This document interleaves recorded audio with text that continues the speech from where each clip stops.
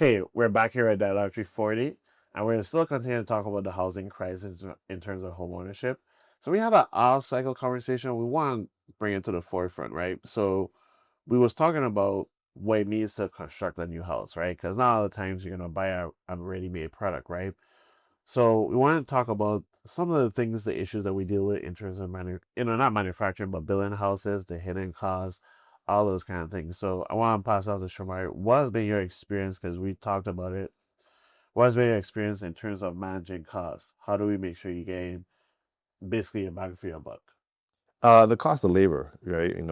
Everyone has different pricing, and you have to shop around. You have to know. And I think what would help is if we had a published rate of like, here's what the average cost of a mason should be. Here's what the average cost of a carpenter, so that people understand when they're getting, overcharged for stuff.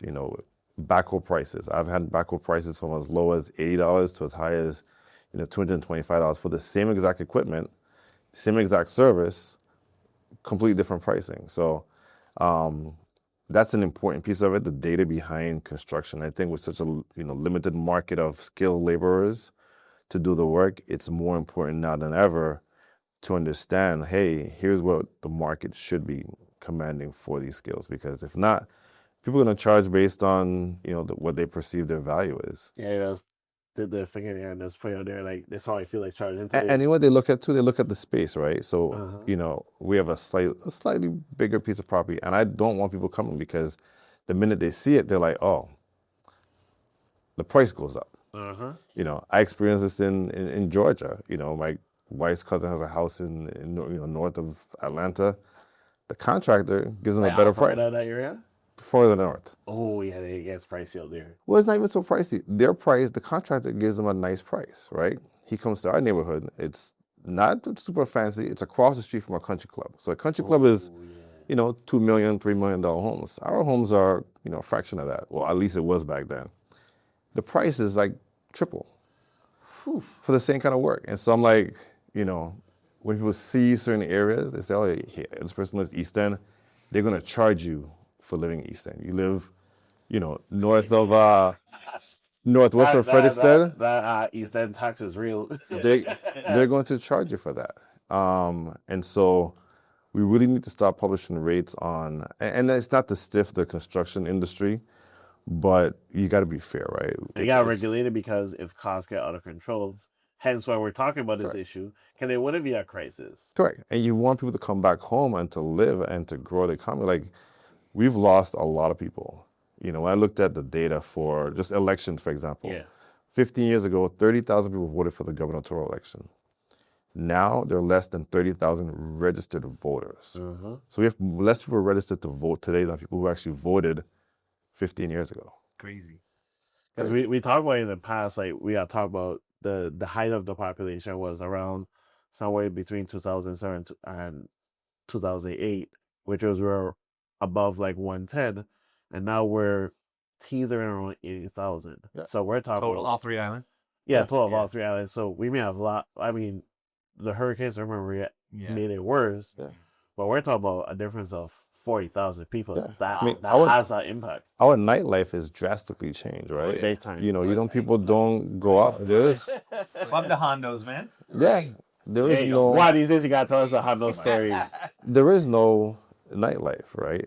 There's a few bars that you can go out and hang out at, but if you want to really build a community where you have a viable, economy, right? And we can't have the economy based solely on tourism or construction. We have to look up beyond that. So to start building that, you need places for people to live, whether they are renting, owning a home or a condo or a townhouse. We need to control to bring people back here. So let me ask, ask a follow-up question, right?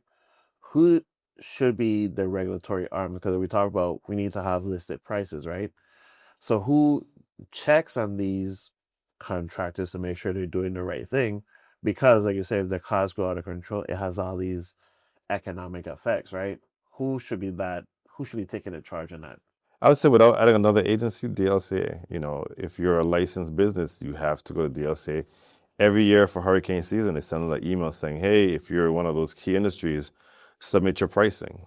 if you're a gas station, grocery store, you got to send them the pricing so they can see if things happen, you're overcharging the community. So I think that's an easy ask. It may require adding one or two people to the employment roles, but it could save residents a ton of money if we had a better control on our pricing.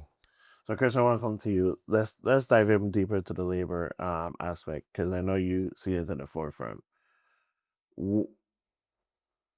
I know, like Shomari talked about, the cost is high, but what are you seeing from your aspect that is impacting the way houses cost, and how is it impacting our ability to get additional homes and stuff? I think it's a labor shortage. When there's a shortage of something in a free market, the price is going to go up. So we can say, oh, this guy's ripping me off, whatever, or maybe he's overcharging, but he can overcharge because he doesn't have a lot of competition. There's no one out there doing the same skill he has. So we've really lost spin, and we've got this, I think we've had a mindset about college, like kids graduate from high school, then they got to go to college, right? Well, my kids didn't take that approach. My daughter went to college, but my son, he went halfway through and he's like, Daddy, this ain't for me. I want to work with my hands. Now he's a marine technician. So he installs radar systems, depth sounders, fixes stuff on boats, which is a huge demand for. It's a skill. And I think if we were to, it would really be awesome. Like, remember, Hess used to have a vocational school. Yes. But if we had our own vocational school where the young guy or girl comes out of high school here, they don't have to leave Ireland. They don't have to go to college. They could learn a skill. And they should be teaching it. We used to have shop when I was in high school. We had shop. Yep. We worked with metal and wood and different things. And we had home ec. I learned how to sew a button on a shirt. To this day, I sew my wife's buttons on her shirt. Yep. So skills, actual skills, and try to restrict this and this. You can do this and this for fun on the side, but let's focus in the future of having a skill. Because once you have a skill, I pay my plumber $100 an hour. Okay, and if he comes to just change a filter, it's a flat rate of 100 minimum. That might take him less than a half an hour. So he makes a lot of money. He's a good. I use him. I pay him. I can afford to pay him. Fortunately, I like to have quality work, so I'll pay it. Not everybody can, so I do a lot of do-it-yourselfers, and that's fine. But teach the kids the skills so that they don't have this, I got to go to college mentality. I got to be like a lawyer or a doctor. That's fine if you're cut out for that. But if you're not, and most boys, in my opinion, are not. They want to use their hands. And I think we need to put more emphasis on that instead of basically less influencers, more skilled laborers, right? Yeah. So you need your carpenters, your carpenter, plumbers, electricians, masons, roof coatings, cistern cleaning. I mean, there's 1,000 different things we need that we don't have. So I want to get to you at this part. So we identified that part, right? And I know there's workings for a technical school, right? But we haven't seen it come into fruition at this moment, right? And I know you see many different things from a different view than the rest of us, like Shomari was talking about the nightlife, right? What would you like to see from this technical school, and how you think it will benefit us? From each school, I think there needs to be someone at every level of learning, even down to what it takes to running said school, so you can kind of get in where you fit in. That's what I would like to see. I definitely think and I believe Home Depot, I saw I did see that. Yes, something that they're going to be teaching some people some skills on how to, whether it's HVAC or plumbing and different stuff like that. But I definitely think we need more. That was probably, while I was on radio, one of the most repeated things callers would come in and ask for were those type of things. And sorry, I was gonna say, I think one of the things you have to do is get kids in early. Yes, Because by the time you get to 9th, 10th grade and you're not out in the sun working, you may not want to start maybe a career before a high school, like junior high and Correct. stuff. Yeah. So like when I went to Arthur Richards, I took electronics with Mr. Woods. I took woodworking. So to this day, 30 odd years later, You're using that now. I'm still using that. We got a little device came and they manufactured it incorrectly. And my wife was like, I can't get this to work. I looked at it, the skills I learned in electronics class, took it apart, put it back together the way it's supposed to be. My kid's like, how you know how to do that? I put in my own light fixtures. The plumber can't come. It's a Sunday. I know I have a pipe cutter. I have some extra pipe. I know how to pull things apart and put them back together because I learned these things either from hanging with my uncle when I was in 2nd, 3rd, 4th grade, or learning it in 6th, 7th, 8th grade. And if you don't do more of that now, you can have a lot of kids who, you know, the cost is going to continue to go up because we don't have the skilled labor. Exactly. I mean, like with my kids, I mean, my dad from a young age, he made me work with my hands, which I'm blessed to have that, that an influence on me. But with my son, like if I had something break on an electrical thing and I'm about to throw it in the trash, I was like, son, why don't you take that apart and just see what's inside of it, He'd take a screwdriver, take it all apart, and he'd make a mess of it, never get it back together. But I knew that was going to happen. It was going in the trash either way. Yeah. But that's what started at a very young age. He loved to take stuff apart and learn what's inside that case. And that led his brain to want to learn some kind of skill. And these skills used to be considered low wage. Yeah. It's like, oh, a plumber, you make a few bucks. But the plumbers and these electricians and all They these make good money. they're making good money. They're making $150,000 a year. Yeah. Plus, You know what and I know we was talking about housing and crisis, but it leads to something in the society, right? Where we have a lot of idle people not, utilizing these skills or never was exposed to it. And think about it, economic wise, this plays into the part that they go into these skilled laborers and then they self can be homeowners and stuff, right? yeah. They could go and build these houses and maybe, go behind on those things. But I think economically, because we don't think about these things and we see those who have skilled labor as lesser than. Yeah. We don't give the same prestige as a lawyer, or a judge or these kind of things, but they're just as important, if not even more. Mm-hmm. Yeah, it's going to change that because now you're going to need fewer of the Exactly. typical blue collar workers who sit behind a computer. You have technology doing a lot of that for you. Yeah, So the AI is going to eat up a lot of those. correct. So now you have the skilled labor who's going to become even higher demand. You need people to build data centers, right? That's powered by electronics and tons of water. So you need plumbers for that. So this is a great time. I mean, my wife keeps telling me we have 4 kids. She's like, take the kids, when you're doing stuff. 'Cause I like to do stuff. Her car was, shutting off the other day and it just needed oil. So I took my little 7-year-old and I said, hey, here's how you do the power steering fluid. Here's how you change the coolant. Here's how you check the oil level. Here's how you fill the oil. It's the kind of oil. This is where you find out what kind of oil you need. Little things like that he needs to learn so that he doesn't get ripped off Exactly. as he gets older. So speaking of getting ripped off, let's talk about financing, right? That seems to be a major problem with us in the terms of getting homeownership, right? So I'll go to you, Chris, right? What have you been seeing in terms of financing, let's say locally versus somebody get outside financing? What are the differences you see? And if there is a hidden gem of a way somebody could get behind of what's going on right now and that could benefit them, what would that be? Well, back before the court system here decided that owner financing was very popular when in the 80s, 90s, in the early 2000s, and I forget what year it was that the court made a decision that I think was a big mistake. And that was that when you buy a piece of property, normally you get a deed, right? So you get a deed and you give the seller the money, and now you have a deed to the property. It's recorded at the recorder of deeds so everyone, public access, knows you own this property.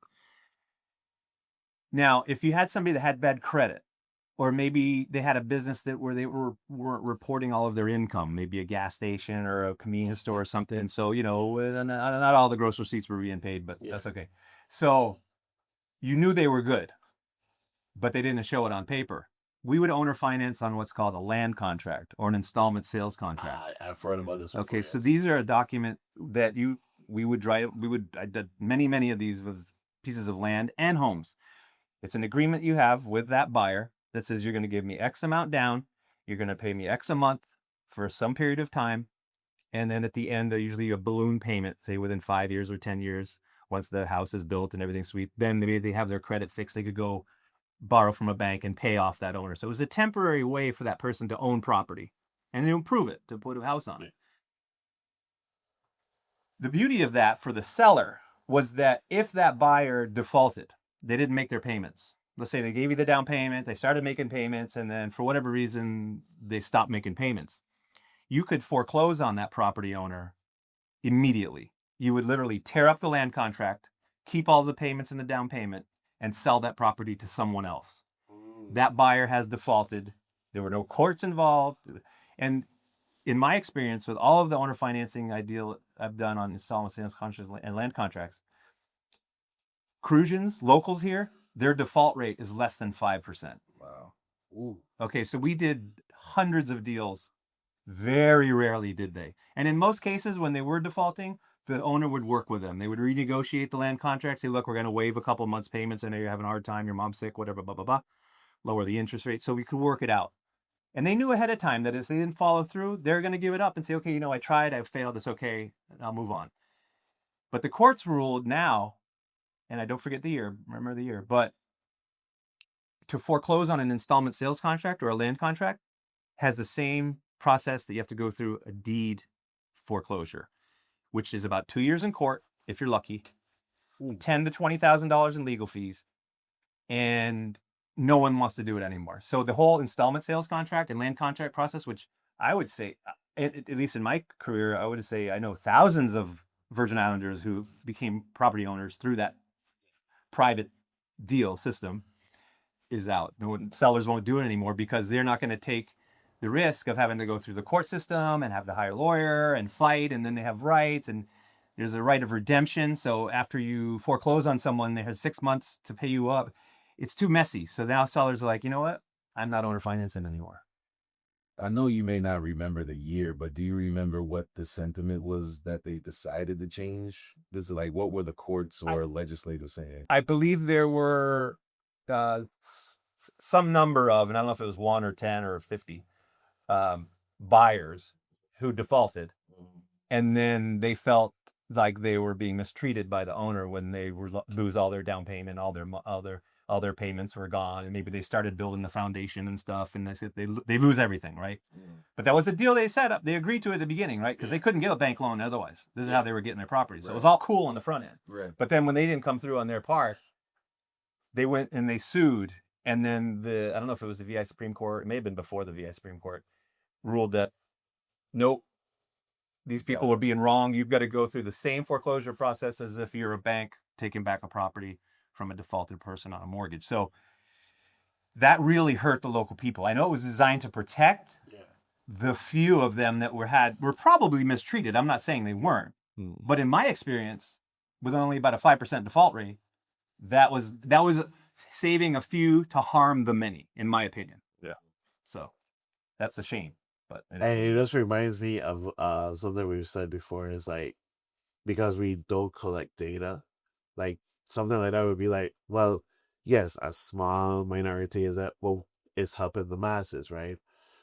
So it's just one of those things that we need to start collecting data. But I wanted to go back. So now currently, if a person wanted to get financing, what will that process look like? you can still do the installment contracts. In fact, I'm doing one right now. Pretty high number too. But you got to have a willing seller and a willing buyer. The seller has to be very confident that the buyer is solid, because he knows he's going to have to go through this headache of foreclosure if it doesn't work out. And you're generally going to want a much bigger down payment. In the old days, it was 10% down, 10% interest for 10 years. That's out the window. Yeah. Now they're going to want probably like 50% down, 30% down, and then they're going to want a good interest rate. So if the bank's charging 7, they're probably going to want 8, and they're not going to want to find for 10 years, maybe like 5 years. So you can still do them, but because of the risk for the seller now, they're like, the terms have got to be really sweet for me to do this for you. And then let's say if somebody wants to go to a bank and get some financing, what would that look like right now? As long as you got good credit and you got income and your house that you're buying appraises, you can get it. But like I said, if you're not making enough money, it all boils down to dollar bills, man. Yeah. If you ain't got the dollar, you can't holla. And the challenge is our banks, aside from Bankers and Core merchants, are all around Puerto Rico. So, we're basically going based on what happens there. So if they catch a cold, we're in the hospital. My bad. I didn't mean to cut you off. Go ahead. No, that's that's it. And I think the other part is because the banks here don't really like the credit unions don't really write mortgages. So Yeah. in other places you can go to a credit union and get a mortgage. Here they don't do that. And then a lot of them when they do loans or do originate a loan, they turn around and sell it to somebody else in the States. So you may, we did a loan with Bank of St. Croix, and within 2 months, it was now sold to Flagstar. Yeah, so now you're paying someone else the same. Yeah. Yeah. So, The secondary market. yeah, we need, options. It would be great if we could have some underwriting in the cost of insurance. So maybe the government can subsidize some of that cost. Because especially with like older buildings, right? If you have a building that's been here for 200 years, that survived Hugo, Irma, Maria, Marilyn, which you're charging insurance at the rate of, a wooden structure or a structure that is susceptible to hurricane damage. It's not fair, right? And insurance companies don't look at it. They look at, okay, well, this is the building, this is how big it is, this is what it's going to cost to rebuild. Here's your price for insurance. And they really don't take into consider a lot of the nuances of like, hey, this is a 200-year-old building. And again, our insurance companies aren't underwriters. They're literally just sales agents. They go to the insurance company and say, hey, here's a property, here's where it's at, give me a price. And whatever that company comes back with, they could be in London, they could be in New York, wherever they come back with is what they're giving us. And our insurance companies don't really fight to say, okay, well, let's relook at this property. Let's look at the risk of, okay, what's the chances of this building really being completely destroyed? If you look at a lot of the older buildings that have the high-pitched roofs with zero overhang, those roofs are still on. Hundreds of years old. Hundreds of years old. You look in the attic, in the roof, they're being held together by wood pegs, not brackets. Wooden pegs are holding these roofs together, but they were designed in a way to protect from the storms. So their issues may be more with the shutters falling off on the side, some broken doors and windows, gutters that blew off, and so there's water intrusion that needs to be repaired. But structurally, like the old lost dog, that roof is still intact, right? The walls are still there. But the cost of insurance on a building like that is going to be $40,000-$50,000 a year. Yeah. And that's somebody's salary. Yeah, I have a bit of a problem with the insurance industry here. Yeah. Because in '89, when Hugo destroyed like 80% of the buildings here, insurance was affordable. It wasn't much. You could afford it. But they stopped writing insurance here after Hugo for several years. We couldn't get any insurance. So we were having a hard time selling properties because you couldn't get a mortgage. Long story short, when you could get insurance, it was very expensive. It went from here to here. Okay, to here. I mean, like 10 times, 20 times, right? Yeah. Okay. Then they changed the building code and said, all right, guys, these damaged homes have to be rebuilt to a new code, a hurricane-proof code, Miami-Dade County code. So these can handle a hurricane so that the risk of them being damaged in the next hurricane is going to be minimal. Okay? So we did. What did that do? It raised the cost of construction, number one, because it's more expensive to build a stronger house like that. But we did it. Did the insurance companies adjust their risk level down with their premiums after that? Nope. No. They're still charging the same amount that they were charging back then, even though their risk Has come down. is almost down to zero. Now, I'm not in an authoritative position to argue this, but there's just somebody out there that should represent the Virgin Islands and say these insurance companies either open up the insurance pool bigger to more companies to come in here and compete to help get these prices down, or at least argue that what you're charging is... Again, data, right? What are Well, you charging? Wouldn't that person technically be the lieutenant governor? Yeah. That's insurance and banking, so Yeah. that would be a great start. Yeah. And let more insurance companies come in here. Don't like say, oh, you can only have 1, 2, 3, 4. Bring in 50. Exactly. Let them all see. Let them all. Let's go. Let's roll. Because when the cost skyrockets, like in Miami, people complain about the cost of Florida being, astronomical. But in Florida, insurance is going from like say $1,500 to $3,000 a year. Here it's going from 5 to 10, right? It's not the same.